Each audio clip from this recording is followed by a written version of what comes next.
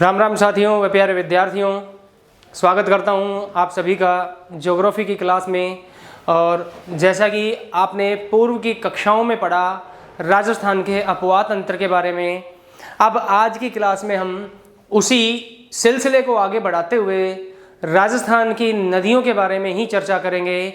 लेकिन एक बार थोड़ा सा बैक फ्लैश करते हैं और पिछली क्लास के बारे में 1 मिनट चर्चा कर लेते हैं। राजस्थान का जो अपवाह तंत्र है उसमें हमने शुरुआत में पहली कक्षा में राजस्थान की अंतः प्रवाही नदियों के बारे में चर्चा की थी, जिसमें राजस्थान की प्रमुख अंतः प्रवाही नदियों का विस्तार पूर्वक अध्ययन हमने किया, जैसे घग्गर नदी, कांतली नदी, कांगनी नदी, रूपा रेल, रूपनगढ़ का नाला, साबी, ये जो नदियां थी इनका अध्ययन किया था। उसके बाद अगली जो क्लास थी हमारी, उस अगली क्लास के अंतर्गत हमने चर्चा किया अरब सागर में गिरने वाली नदियों के बारे में। ऐसी नदियां जो राजस्थान से उद्गमित हुई और बहते हुए वो अरब सागर में अपना जल गिराती हैं, उन नदियों की चर्चा की। जैसे लूनी नदी तंत्र के बारे में पढ़ा, माही नदी तंत्र के बारे में पढ़ा और साथ ही साथ पश्चिमी बनास व साबरमती नदी के बारे में हमने चर्चा की। तो इन नदी तंत्रों को पढ़ते हुए हमने अरब सागरीय नदियों को भी कंप्लीट कर लिया था।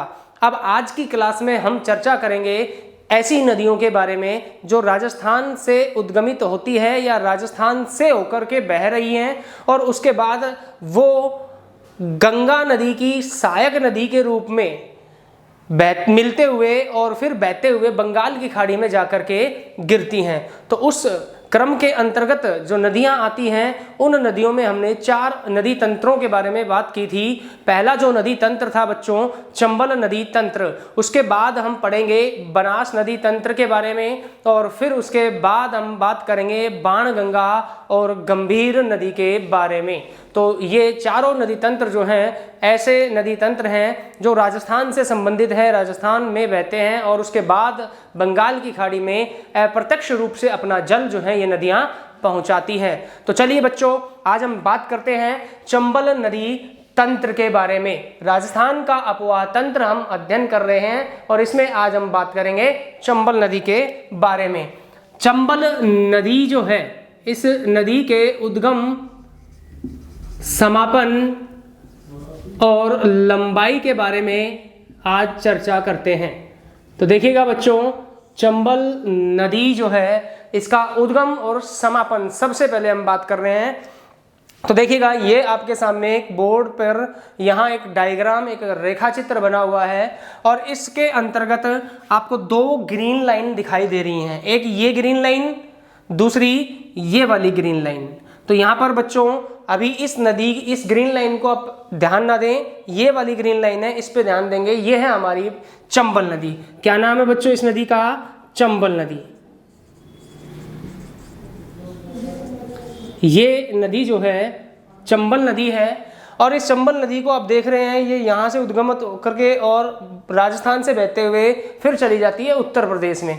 तो इसके उद्गम समापन की बात करें तो यहाँ पर देखिए बच्चों, राजस्थान के दक्षिण पूर्व से राजस्थान से सीमा बनाने वाला राज्य जो है वो कौन सा है? मध्य प्रदेश। कौन सा राज्य है? मध्य प्रदेश। मध्य प्रदेश जो राज्य है, इस राज्य से ये नदी उद्गमित होती है। अब कौन से स्थान से उद्गमित होती है तो उसकी बात करते हैं। ये आप पॉइंट देख रहे हैं, ये जो बिंदु है ये है महू क्षेत्र के अंतर्गत और महू क्षेत्र के अंतर्गत जानापाव की पहाड़ी महू मध्य प्रदेश।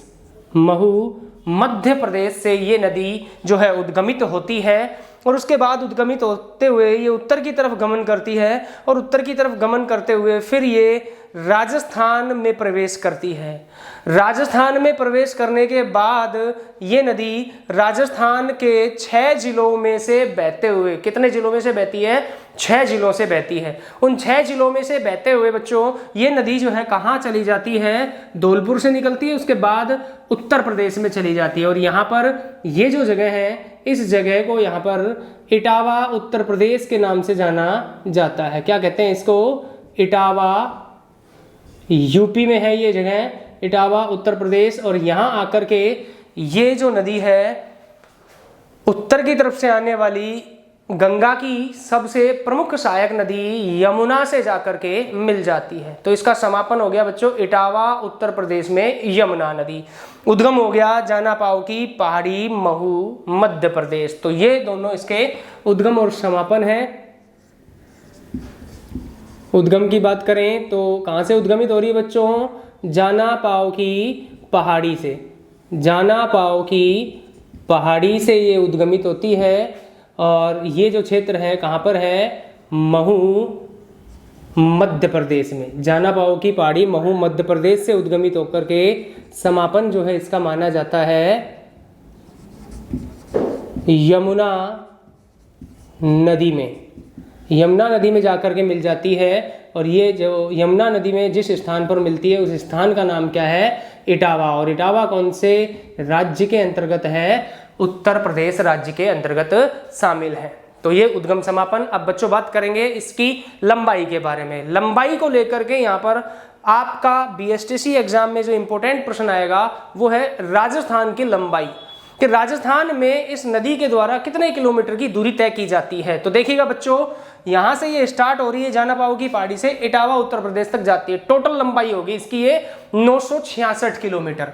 लंबाई की बात करें, कुल लंबाई जो है बच्चों इसकी 966 किलोमीटर मानी जाती है। 966 किलोमीटर की दूरी तय करती है चंबल नदी बहते हुए।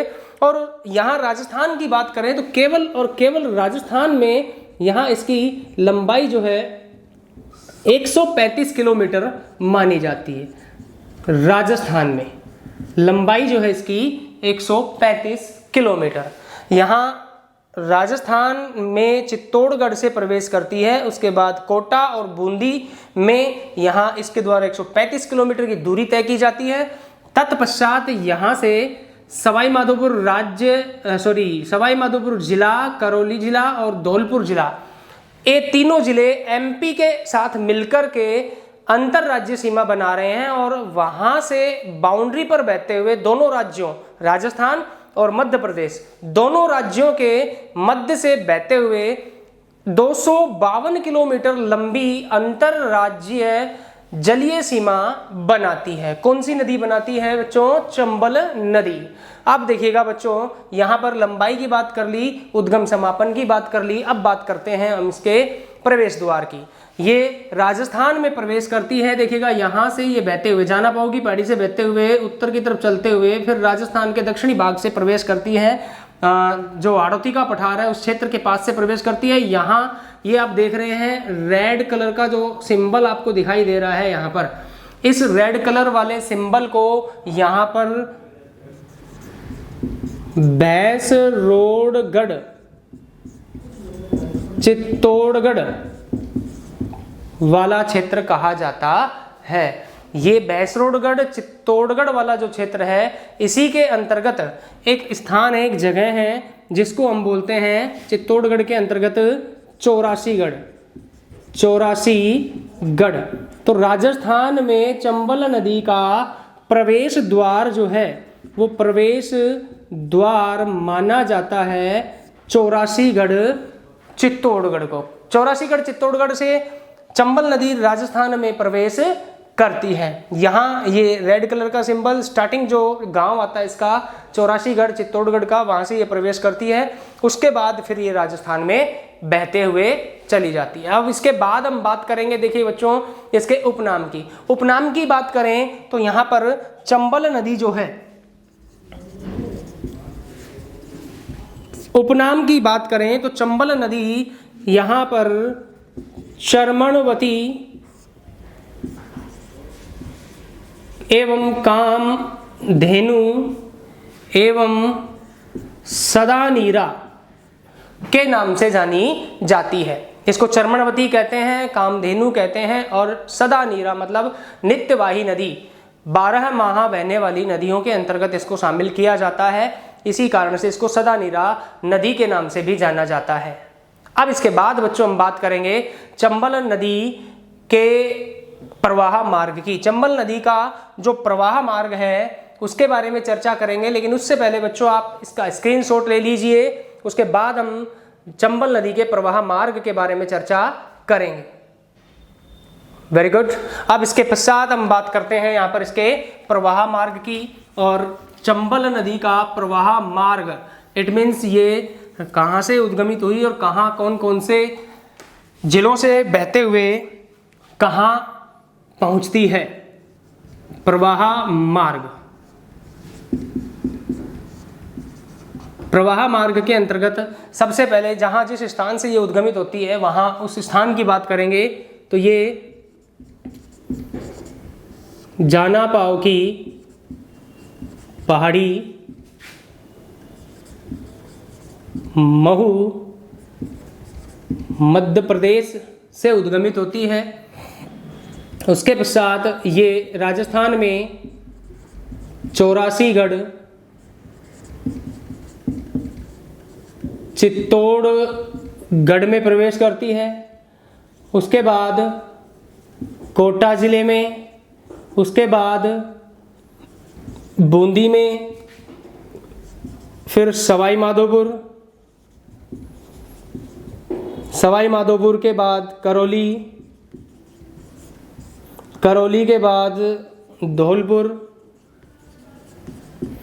और धौलपुर के बाद बच्चों ये चली जाती है उत्तर प्रदेश में। और उत्तर प्रदेश में इटावा यूपी में जाकर के यमुना नदी से मिल जाती है, यमुना नदी में अपना जल गिराती है। तो यहाँ पर ये इसका प्रवाह मार्ग हो गया। अब आप इसका स्क्रीनशॉट ले लीजिए। उसके बाद हम बात करेंगे चंबल नदी की प्रमुख सहायक नदियों के बारे में। तो यहाँ पर देखिएगा बच्चों, अब इसकी चंबल की सहायक नदियों के बारे में चर्चा करेंगे। और चंबल की सहायक नदियाँ जो हैं, उन सहायक नदियों के अंतर्गत जो महत्वपूर्ण नदी है, उन दो महत्वपूर्ण सहायक नदियों का रेखा चित्र में ब्यौरा दिया हुआ है। यहाँ ये दोनों नदियाँ इसकी अति महत्वपूर्ण सहायक नदियों में आती हैं। यहाँ से क्वेश्चन पूछे जाते हैं इन दोनों सहायक नदियों में से। एक नदी है आहू नदी और एक नदी है काली सिंध नदी। बाकी और सहायक नदियाँ जो हैं, उन सहायक नदियों के नाम की हम चर्चा करेंगे, क्योंकि नाम को लेकर के भी सवाल आ जाते हैं। कई बार एग्जाम में पूछा जाता है कि निम्न सहायक नदी कौन सी नदी की सहायक नदी कहलाती है। और फिर उसमें 4 ऑप्शन होते हैं सहायक नदियों के। हमें पहचानना होता है कि कौन सी नदी जो है, ये जो नदी है, ये कौन सी मुख्य नदी की सहायक नदी मानी जाती है। तो इस तरह के सवाल आते हैं। तो प्रत्येक जो नदी तंत्र है, उन प्रत्येक नदी तंत्र की सहायक नदियों के नाम भी हमें याद रखने हैं कि कौन सी सहायक नदी जो है वो किस मुख्य नदी में जाकर के मिलती है। तो बच्चों अब बात करते हैं यहाँ पर इसकी प्रमुख सहायक नदियों के बारे में। सहायक नदियाँ, और सहायक नदियों के अंतर्गत देखिएगा बच्चों, यहाँ पर सबसे पहले महत्वपूर्ण जो नदी है, इस नदी का नाम है आहू नदी। और आहू नदी जो है यहाँ एमपी के सुसनेर क्षेत्र से उद्गमित होकर के राजस्थान में प्रवेश करती है। राजस्थान में प्रवेश करके गागरोन के पास आकर के यह किस नदी से मिल जाती है? काली सिंध नदी से मिल जाती है। अब देखिएगा आहू नदी जो है, इस आहू नदी को लेकर के एक महत्वपूर्ण प्रश्न बनता है कि ये जो आहू नदी है, इस आहू नदी और काली सिंध नदी दोनों आपस में मिलती है। आहू काली सिंध में जाकर के मिलती है गागरोन में। और जिस स्थान पर आहू काली सिंध से मिल रही है गागरोन क्षेत्र में, उस गागरोन क्षेत्र में ही गागरोन का दुर्ग बना हुआ है। और उसको यहाँ पर इन दोनों नदियों के संगम पर स्थित होने के कारण जल दुर्ग की श्रेणी में शामिल किया जाता है। तो ये इंपॉर्टेंट प्रश्न है बच्चों, एग्जाम में पूछा जाता है काफी बार कि गागरोन का जल दुर्ग कौन सी दो नदियों के संगम पर स्थित है। तो यहां पर इसका राइट आंसर होगा बच्चों आहू एवं काली सिंध नदियों के संगम पर। इसी तरह से 2-3 दुर्ग और महत्वपूर्ण हैं, मैं बोल देता हूं, आप वर्बली इसको याद रख लेंगे। और आगे जैसे इस टॉपिक के PDF हम जब YouTube चैनल पर डालेंगे तो वहां से आप उनको अपने नोट्स तैयार करके प्रॉपर रूप में आप तैयार कर लेंगे। तो एक और दुर्ग है जिसको बैसरोडगढ़ दुर्ग के नाम से जाना जाता है। और बैसरोडगढ़ दुर्ग जो है ये बामणी नदी और चंबल नदी के संगम पर माना जाता है। चित्तौड़गढ़ में बामणी नदी जो है वो चंबल नदी से मिलती है और उस स्थान पर यहाँ पर बैसरोडगढ़ दुर्ग स्थित है। उसके बाद यहाँ पर चित्तौड़गढ़ का दुर्ग जो है वो भी यहाँ पर इसी प्रकार के दुर्ग के रूप में प्रसिद्ध है। यहाँ बेडच और गंभीरी नदी, चित्तौड़गढ़ में बेडच और गंभीरी नदियाँ आपस में मिलती हैं और बेडच गंभीरी नदियाँ मिलकर के यहाँ पर एक संगम बनाती हैं और उसके बाद यहाँ पर ये जो दुर्ग बना हुआ है चित्तौड़गढ़ का दुर्ग, ये भी एग्जाम की दृष्टि से महत्वपूर्ण है। इसी प्रकार का एक और दुर्ग है जो एक नदी के किनारे स्थित है और उस दुर्ग को बोलते हैं शेरगढ़ दुर्ग या कोषवर्धन दुर्ग। शेरगढ़ दुर्ग या कोषवर्धन दुर्ग जो है बच्चों, ये परवण नदी के किनारे स्थित है। तो इसमें भी ये 4 जो दुर्ग हमने बताए, इनमें भी 2 दुर्ग आप महत्वपूर्ण याद कर लेंगे, इंपोर्टेंट में शामिल कर लेंगे, गागरोन का जल दुर्ग और शेरगढ़ या कोषवर्धन दुर्ग। ये दोनों अति महत्वपूर्ण दुर्ग के अंतर्गत आते हैं जो नदियों के किनारे स्थित है। तो बच्चों, आहू नदी जो है, ये नदी गागरोन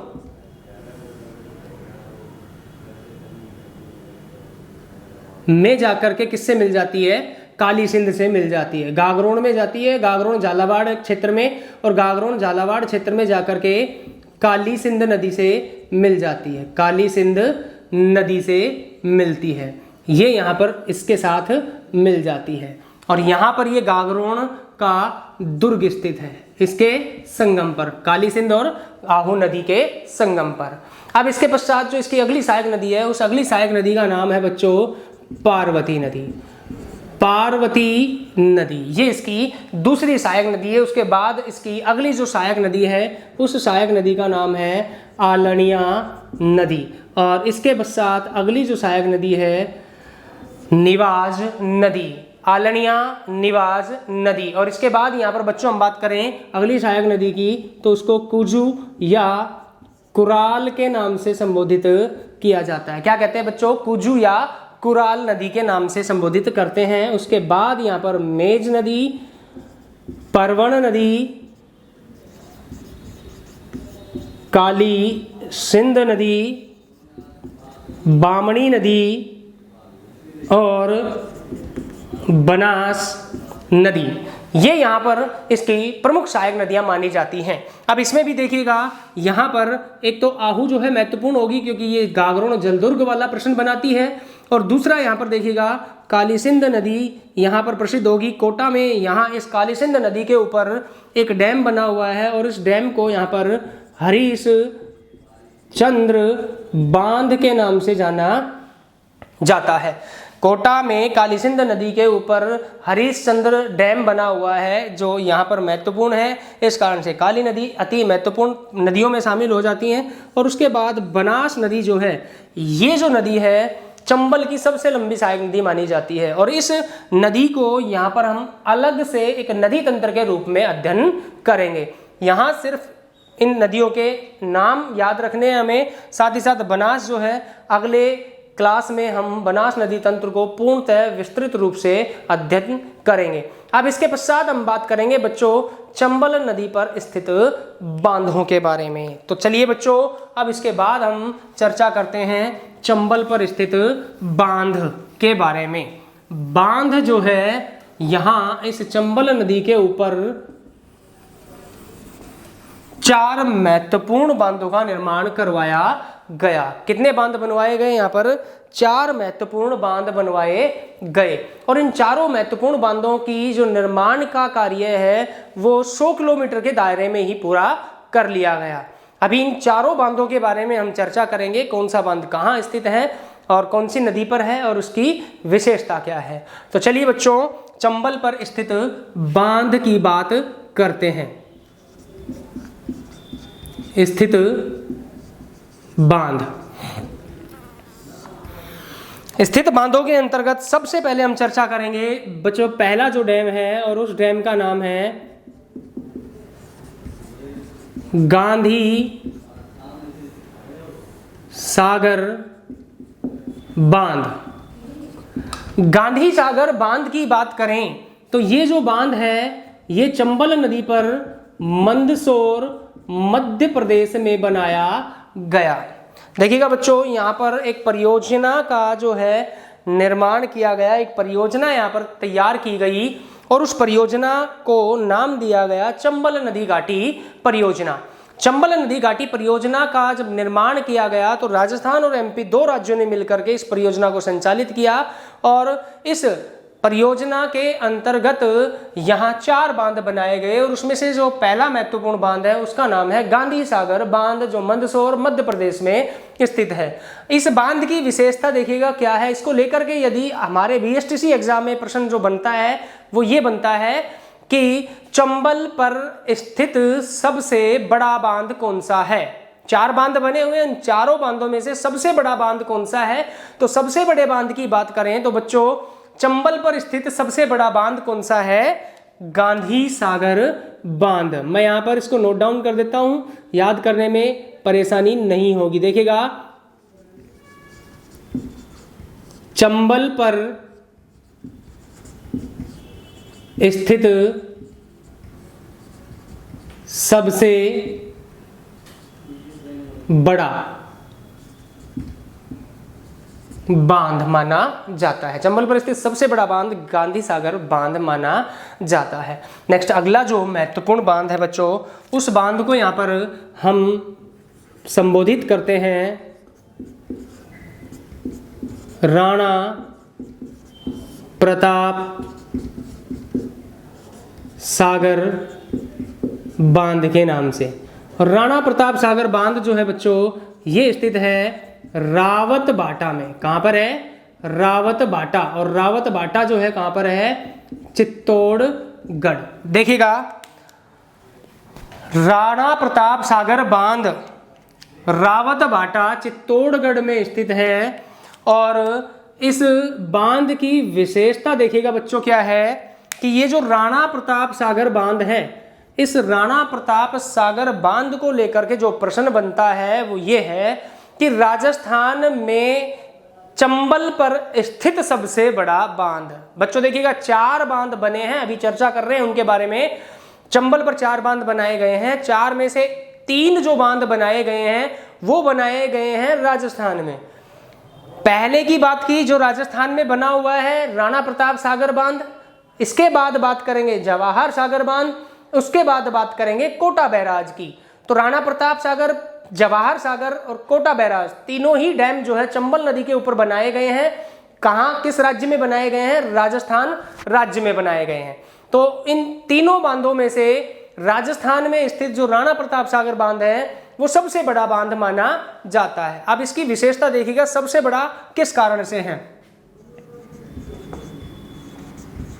जल भराव